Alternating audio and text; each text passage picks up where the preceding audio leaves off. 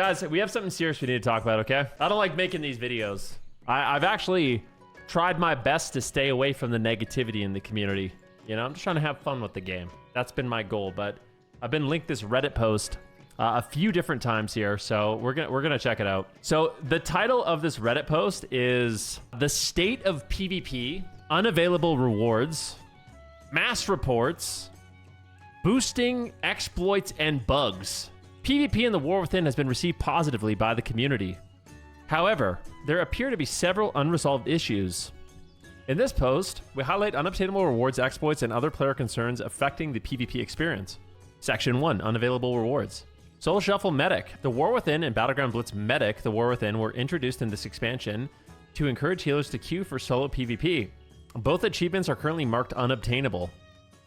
Wait, what? Which is likely an oversight from when all the feats of strength for Season 1 were flagged the same way. As a result, the associated toy pennants are also unavailable at the moment. What? Is that real? I remember hearing something about Medic.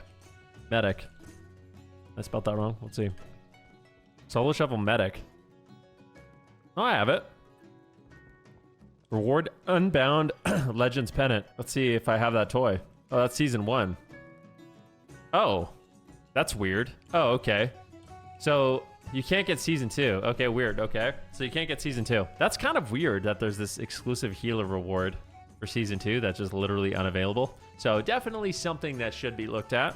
An add-on exploit mass reports. A modified version of Easy Report is being used to mass report players, with PvP and Mythic Plus streamers being the primary targets. The modified add-on bypasses the target frame requirements, allowing users to report any player without even targeting them directly. Penalties include a 7-day silence and potentially harsher automated account actions. Some people are abusing the report system with a specific add-on. This is what Nagi said. And are getting many Mythic Plus player targeted, reported, and their accounts silenced for nothing. That's so weird. People whisper me insulting and then reporting for bad language or disrespect to avoid being reported. Okay, well this obviously... I mean, these are big things that need to be changed. I mean, this is really exploitive. Rated Blitz Boosting. Ever stomped in Battleground Blitz, boosting is now rampant, with bad actors win trading or selling carries even at 2400 for Strategist the War Within, and the prized Legends Pennant toy. These paid services are actively advertised through Chat and game and various Discord marketplace. We are the top 1 Blitz boosting team. We only have 1 rank 1 player on our team. We provide services for 0 to 1400, a million gold, 0 to 1600, 1.7 million. 0 to 1800, 3 million. 0 to 2100, 5.5555 million. 0 to 2400 is 12 million gold. 25 wins on Elite is 8,500,000 gold. Hourly play for 400,000 gold, 600,000 gold for 2100, and 800,000 gold for 2400. That's insane, dude. Time is running out. Climb the ladder with our team of top-tier tournament players and multi-rank 1 veterans. We offer premium services at unbeatable prices.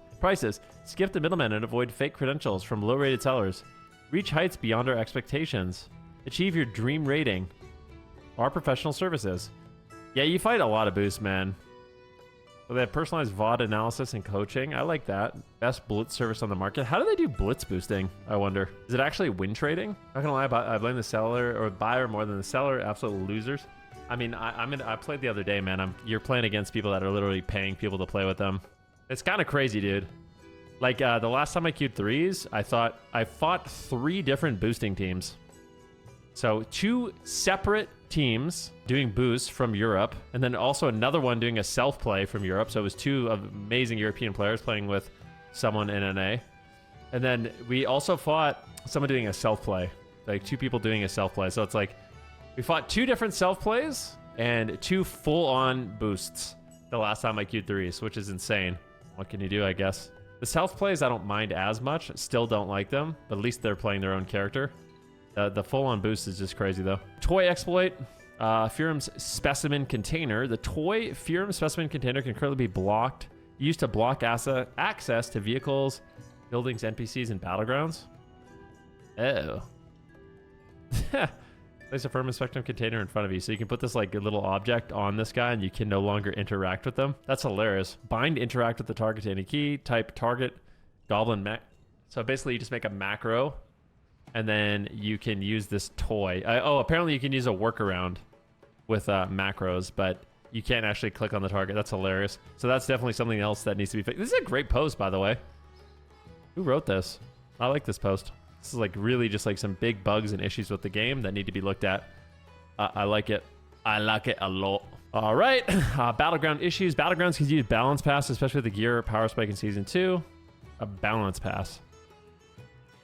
Ultrarak Blitz is far too easy to achieve with just 1-2 tanks since the boss council damage hasn't been adjusted with the new season. Glaive throws are too fragile. 200% health increase would help prevent them from being instantly deleted.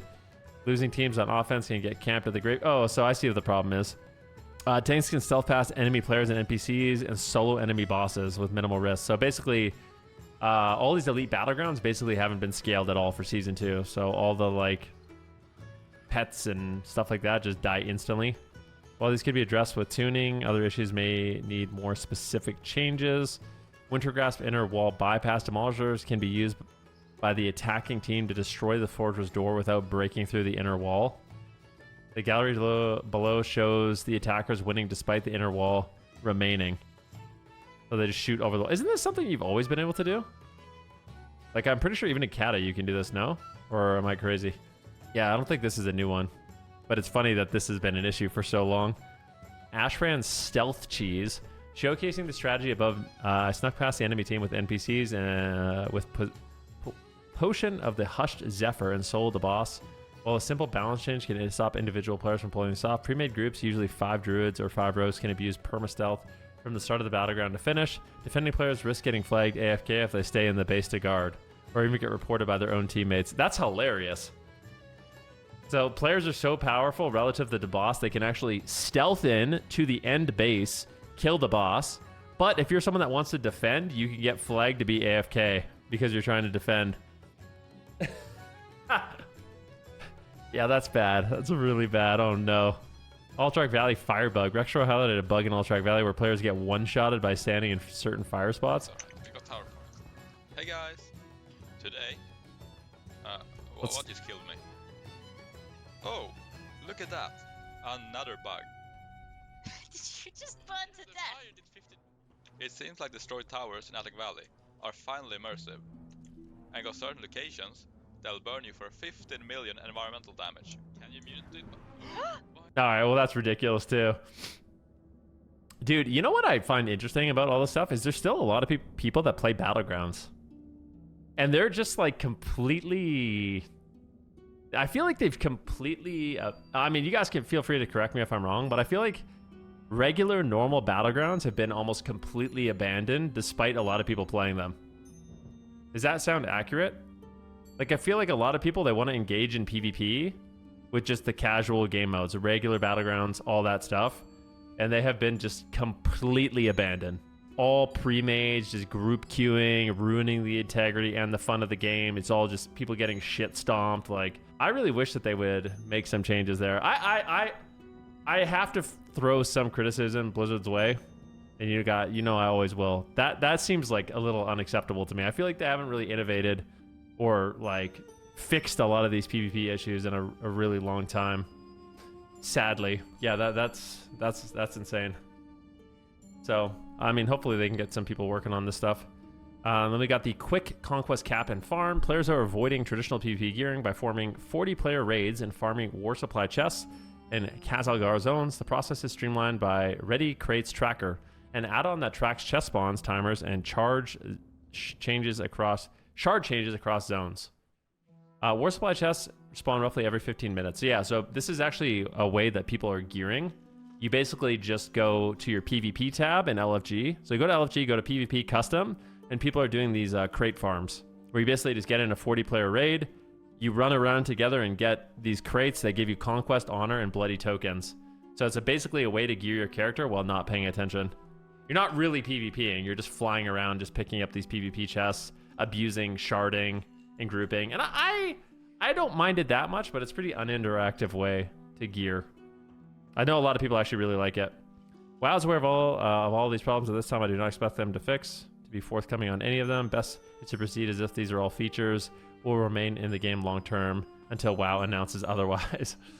I mean, we gotta at least acknowledge this stuff. There's some pretty big bugs here. I feel like this achievement not even being on is actually hilarious. The mass reporting, I think, is super toxic. I think boosting is still a huge problem. And yeah, just these exploits in the battlegrounds and these features, I suppose. But low key, if you want to gear your character, this is maybe the best way to do it. If you guys are watching this video and you're like, man, should I be coming back to WoW? Tomorrow, there's a giga experience. Like, if you have not leveled in WoW, you haven't made an alt, tomorrow you're going to level faster than you've ever leveled in your life with the experience boost.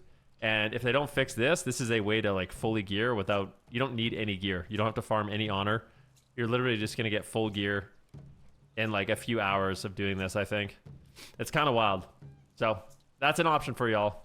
If you want any positive out of this video. I've been asked to not say anything negative about PvP. Oh, no. Not at all. I say negative shit about PvP all the time. The problem is, I think people get in a death spiral of negativity. You know what I mean? I think there's people that play the game and all they do is complain about everything. They don't find a single good thing about the game. All they do is complain all day, every day. And I get it, you're frustrated, but I also just feel like having this be like my job and just sitting here bitching all day long is like, I'm not into that, you know? I'd rather just be on, have fun. If I'm not enjoying my class, I'll play something else. You know what I mean? That's where I'm at. But I think it's still important to highlight some of the problems. I just don't want to make it my whole personality to just hate on WoW.